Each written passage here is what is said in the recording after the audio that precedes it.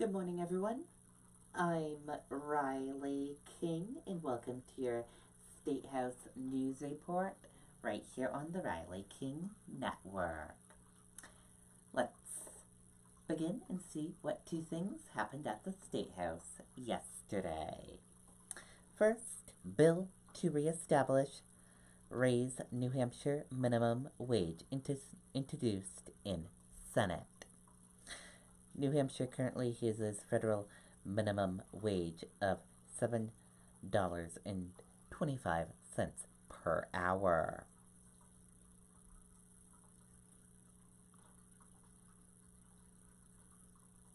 The New Hampshire Senate is discussing bringing back a state minimum wage.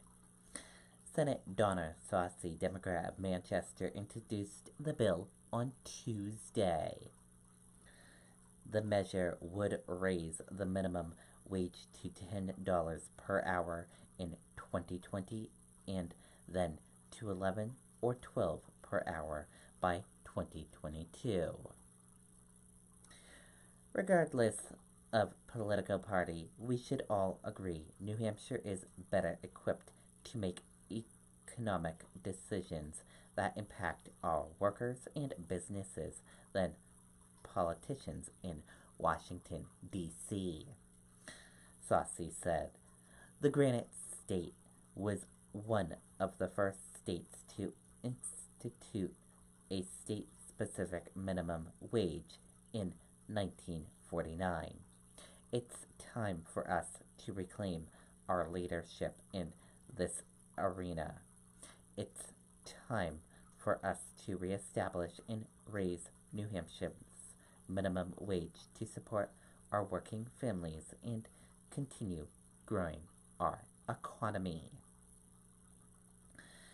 Senate Republican leader Chuck Moores announced his opposition to the bill at a time when New Hampshire has the highest per capita income in the nation with the fast-growing economy in the Northeast. We should not be affiliationally raising the minimum wage, Moores said. Workers' wages have been increasing significantly in New Hampshire because we have built a booming economy where businesses are competing for good workers. Raising the minimum wage at this time is unnecessary and will put the economy we have created at risk. New Hampshire hasn't had a minimum wage since 2011. Since then, the state has followed the federal minimum, which is currently $7.25 per hour. And also yesterday at the New Hampshire State House, New Hampshire House Committee consider red flag gun control bill. Supporters say bill could prevent suicides. Opponents say it would violate rights.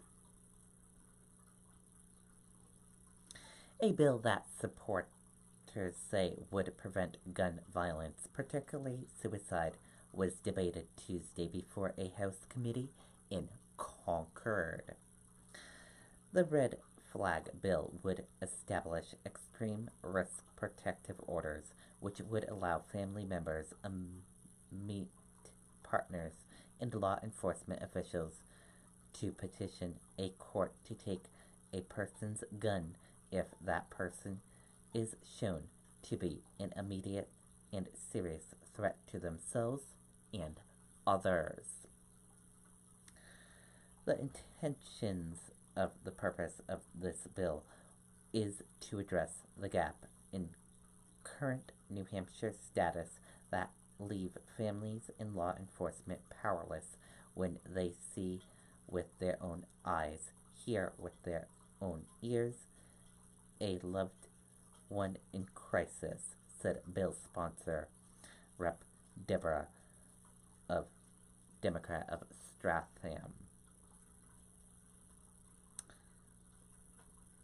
Because of high interest in the bill, the hearing of the House Criminal Justice and Public Safety Committee was held in Representatives Hall.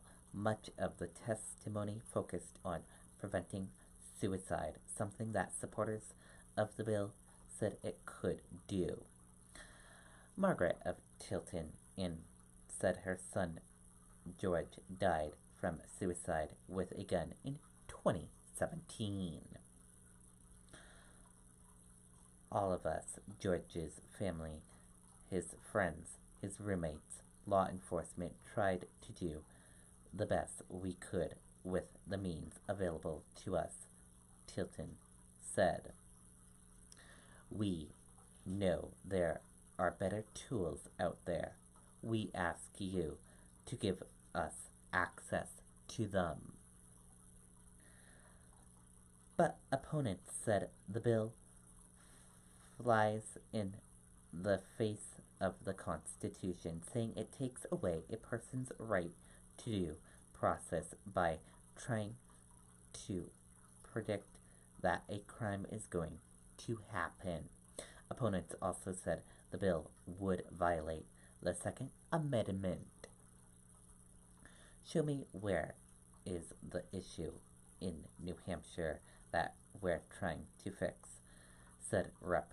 Al, Republican of Londonderry. We're all watching TV, seeing what's going on in Chicago, Detroit, D.C. That's not New Hampshire. Some said they support the idea of the legislation, but said the specific bill is flawed.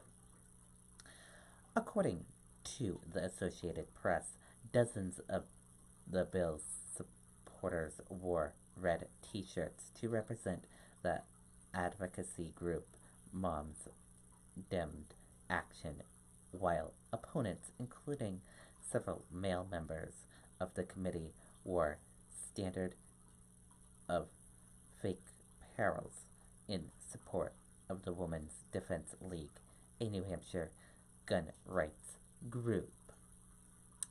And that does it for my State House News Report right here on the Riley King Network. Those are your two things that took place at the State House yesterday. I hope you all have a great day, everyone, and see you back here later on today with more news reports. Goodbye, everyone.